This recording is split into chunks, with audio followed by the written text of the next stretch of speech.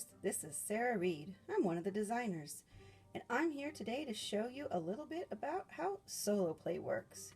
First thing is we're going to take a look at the two abilities that actually change how the card works, and these two only change for solo play. First off, we've got Night Terror.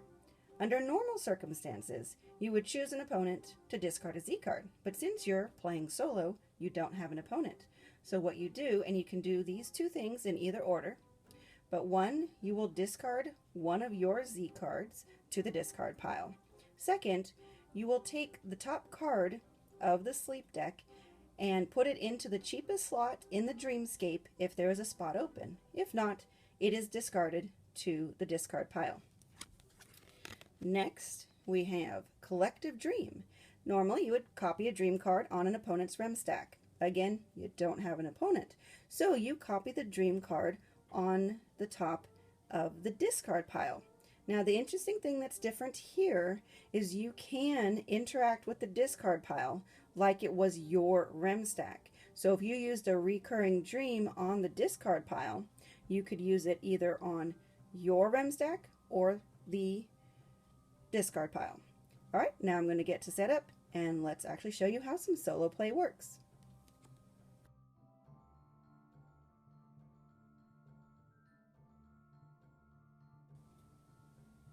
All right, as you can see, I've set it up using the nice play mat that is available on the campaign. I've set it all up so the Dreamscape is filled. I have my starting Z card. And the game plays just like it does for the regular part for the first phase, where I get to choose whether to take a Z card or not. And the same with buying cards. I have to still buy at least one card on my turn. Then it's the cleanup phase that does work differently. So I'll show that to you when I get to it. So at the beginning, I will go ahead and I will take a Z card. So now I have two. So I have an option of one or two. Let's take a closer look. So I've got Reoccurring Dream. That doesn't do me any good at the beginning because I have no card underneath of it if I put it on my, stack, my rem stack. So I do have Interrupted Sleep.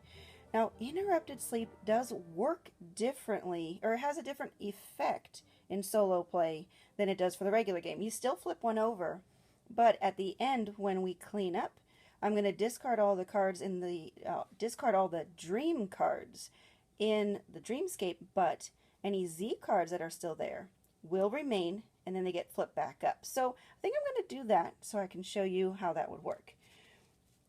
And I am going to flip this one over because it has Reoccurring Dream, which I could chain with the one on my rem stack. So I'm going to flip that over. It is now a Z card.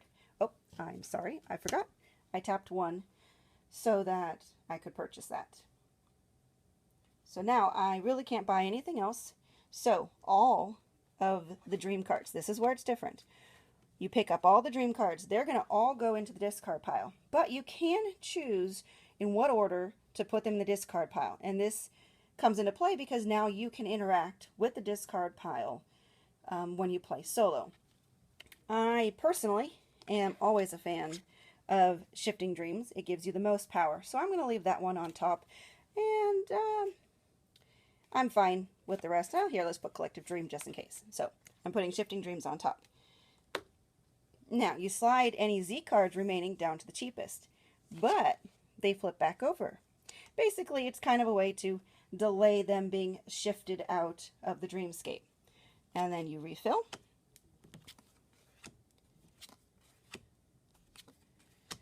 And it's a new turn. I'm going to go ahead. I'm going to take, Z card.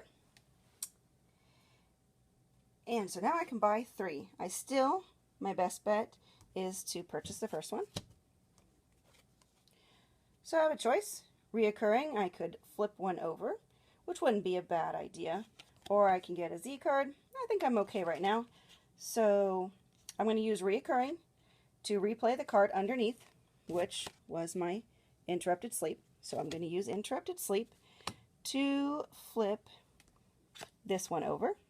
And the reason I'm doing that is it gives me Shifting Dreams and Perfect Respite. The Perfect Respite will combo, but the Shifting Dreams is what gives me the ability to manipulate the Dreamscape, which is important in solo play. So that's flipped. I still do have 2, but I'm going to choose not to because it's not going to combo well. So these will discard. Yeah, I think that's fine. Again, I like shifting dreams, so I always like to keep that on top. Shift this down. It flips over. Refill.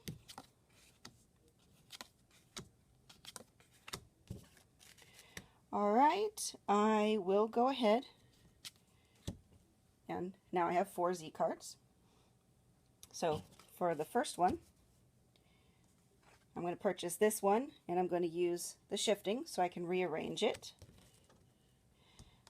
I like this. This is good because I can chain the shifting.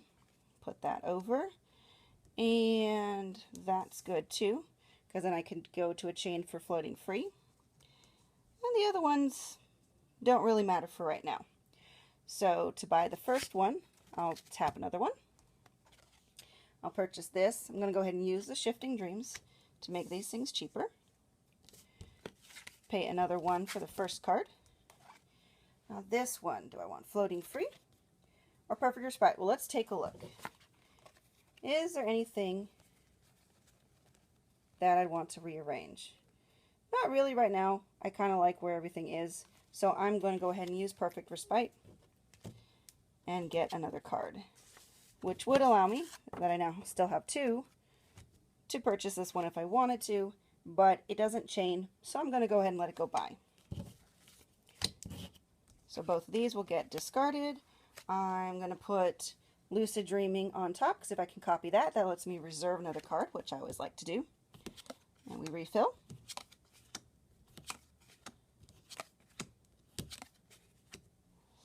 Alright, well, doesn't look like I have a lot of good options here. Nothing really combos with the floating free or the perfect respite. There is one floating free in the 4th spot. So I am at 5 Z cards. So I'm going to go ahead and tap 4 of them to buy the 4th spot for the floating free and the interrupted sleep. The interrupted sleep is nice because that'll let me copy something. So I'm going to put this on my stack using the interrupted sleep. I'm going to go ahead and flip over this interrupted sleep with lucid dreaming. So I have my choice of either reserving a card or flipping over a card. And that is all I'm going to do. So I'm going to discard these cards, putting the shifting dreams on top because I like, again, to be able to shift stuff around. This slides down, it flips back over, and we refill. Now I'm at 5 Z cards. I'm pretty good with that, so I'm going to stay there. Alright, so do I want to do my original plan? I think so. We've still got some good choices there. So I'm going to pay 1 to get the interrupted sleep. Lucid dreaming, well, it's kind of almost 6 of one, half a dozen of the other. Though lucid dreaming does mean I only pay 1 next turn. So I'm going to do lucid dreaming and grab the one out of the 4 spot so that I can get that next turn. So I'm going to put that to the side, sideways. And I've got 4 still. I'm going to pay for 2 so I can get this second spot one. And I have interrupted sleep or perfect respite. It's getting to be halfway through the game. I really don't need any more Z cards. So let's see if there's anything worth flipping over. Well, the card I have reserved here does have reoccurring dream. So both of these have reoccurring dream. Again, I like lucid dreaming quite a bit, so I'm going to flip this one over. And now the one in the 3 spot doesn't really work for what I'm doing, so I'm going to let it go. We're going to untap things. This is going to go onto the discard pile. This slides down. We flip it over, and we refill.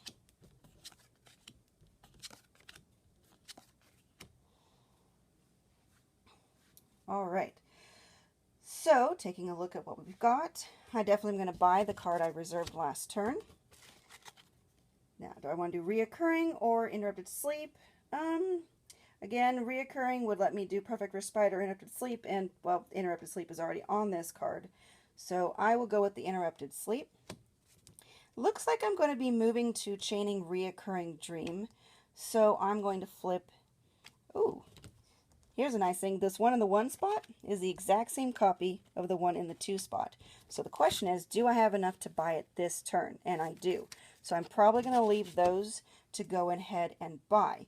So those have reoccurring and lucid. There are no other reoccurring in the Dreamscape, but there is this one that has lucid. So I'm going to flip this one over. Then pay 1, buy this one in the 1 spot. Reoccurring or lucid? Neither one's really too particularly helpful. I'll go ahead and go with lucid and reserve this one. I can reserve just like in the base game, reserve just as normal, and if I never buy it, it doesn't count against me. And then I will pay the 3 I have remaining to buy this one in the 3rd spot. And again, I'll go ahead and use lucid because who knows, it might come up later, and I really want the one in the 5th spot to become the 1st spot at the end of this round. So I'm going to go ahead and reserve this one. Okay, so I've pretty well effectively cleaned the Dreamscape out and gotten some pretty good combos there. So we upright everything. This slides down, it turns over, and keep refilling.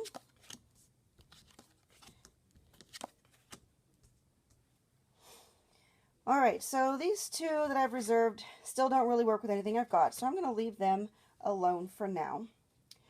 It still looks like it's a good idea for me to go ahead and get this first one. So I'm going to pay for the one there. So there's a few other lucid dreaming, but it looks like I'm probably going to get the one in the 2nd spot, which moves on to floating free and shifting dreams. Well, so I'm not particularly good with floating free, but we can take a look and see if there's anything worth pulling up. Now I do have a couple down here that have floating free, and I could pull them up, but I'm worried about breaking the chains that are already there. They're not huge chains, but they're still chains, and so I'm going to go ahead and leave them.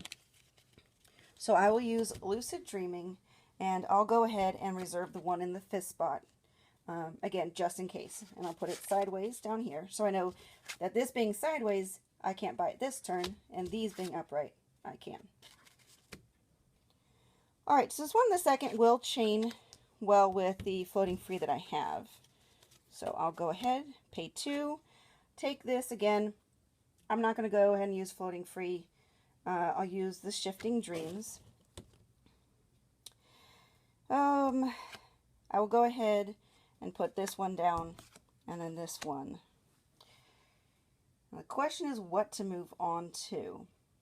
I have these here that could chain individually with those. So, let's see, but I only have 2 left. Nope, I'm going to go ahead and let them pass, and I'm going to put the Night Terror and Interrupted Sleep on top. Untap everything. And we're going to refill.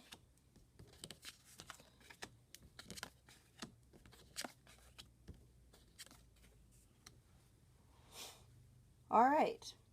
And there's very little in the Dreamscape that chains with what I currently have, so it's just going to be time to shift over. Now, I got really lucky in that the first one has Collective Dream and Lucid Dreaming, and the 2nd one also. So I'm going to go ahead and focus on getting those, because that's a automatic double chain. And with those, I like the Lucid Dreaming. I'm going to go ahead and reserve this one because it also has Lucid Dreaming. So I'm hoping I can make a good long chain of Lucid Dreaming. And then I'm going to pay 2 and buy this one with the Collective Dream and the Lucid Dreaming. Now this is not a bad time. If I use Collective Dream and I copy the Night Terror, this is not a bad point in which to try to start getting rid of my Z cards. There's not a whole lot left to the deck. I got a couple of rounds left, but I don't necessarily need as much buying power, especially since I have 3 cards I can buy this turn and 1 more, and it looks like I'm going for a lot of Lucid Dreaming. So I'm going to go ahead and use the Collective Dream to copy the Night Terror. So again, I can do this in any particular order, but I know that whatever card I take from the top of the sleep deck is going to go into the 1 spot. So the order in this case doesn't matter. When you're playing solo play, because Night Terror targets yourself, you can always discard a Z card that you've already spent. So you're not using up the money that you haven't spent. So I'm going to go ahead and discard one I've already used, and it goes to the top, and take the top sleep card. Hey, look at that. It is Lucid Dreaming with Perfect Respite. So that's going to be a good one to get because I have the same copy. I can't buy this one this turn, so I'm going to want that one spot to be the last card that I buy this turn. So I only have 2 left, so I can buy some of these here. I will go ahead and pay 1 to buy this one. It has Night Terror and Lucid Dreaming. I just noticed that this is the exact same one of here. This is also Night Terror and Lucid Dreaming. So I am going to use Lucid Dreaming to reserve this for next time. Although then I'm not going to quite be able to chain it effectively now that I think about it with this Lucid Dreaming and Perfect Respite. But one of the interesting things about solo play is you're going to see a lot more of the cards. You'll have more opportunity to make these double chains. Sometimes it works out if you see a lot of them, but you can't always, capitalize on all of them. It's okay. You just, do your best. Because I'm still more focusing on the Lucid Dreaming, I'm going to go ahead, spend 1 to pick up this one just so I can get a really long chain of Lucid Dreaming. And I will use that because at this point there's definitely no way I want any Z cards. So I'm going to use Lucid Dreaming to purchase this and put it sideways. So again, I've cleared the Dreamscape. We're going to put everything upright. And we're going to refill. Now I have a lot of options that I've reserved. And so if stuff comes up in the Dreamscape that I don't like, I've got some pretty good choices. And yes, there's not a whole lot right now that I really want to capitalize. I see a lot of Night Terror, some Floating Free, Reoccurring Dream. So I'm going to go back to what's in my reserve, and we're going to capitalize on these Lucid Dreaming ones. So since I do want to try, now I'm thinking I might not have done this too well, because if I could have put this one on top, I've got a lot of Z cards that I could chain there. So these are some learning things. Maybe I've done these in the wrong order. So I won't exactly be capitalizing on the possible double chains. I'm going to go ahead and put the Night Terror and Lucid Dreaming on top. I'm not really sure there's any cards in the Dreamscape that I want to reserve. So I'm going to go ahead and Night Terror myself. Now granted, this at this point, because the Dreamscape is full, means that the top card of the sleep deck is just going to go straight to the discard pile. But that's okay. So I'm discarding this Z card I just spent, and I'm just going to discard this top. Now that is a double-edged sword because I just sped up the game. And thus you continue playing the game until you can no longer fill the Dreamscape like normal. Again, the only thing that's different is the end, the cleanup phase. Instead of just shifting the Dreamscape, you're going to discard all the dream cards that are in the Dreamscape, and you get to choose in which order they go into the discard pile because certain cards can interact with it. Then you turn any remaining Z cards face up, they slide to the cheapest spots, and you refill the Dreamscape and you continue. One of the biggest differences about playing a solo game is that your rem stack is going to be a lot bigger. So you're going to have a lot more opportunities to get a lot more chains. And because Night Terror can actually target yourself, you can actually get back down to 1 Z card. And in this game, I actually did get up to 5. So I was able to get back down before the end of the game. And also I was able to get a 6 long chain there with Lucid Dreaming, and a couple of other good 3 and 4 long chains for a total of 47 points, which is really not bad. It is the second to highest category in our solo play scoring matrix.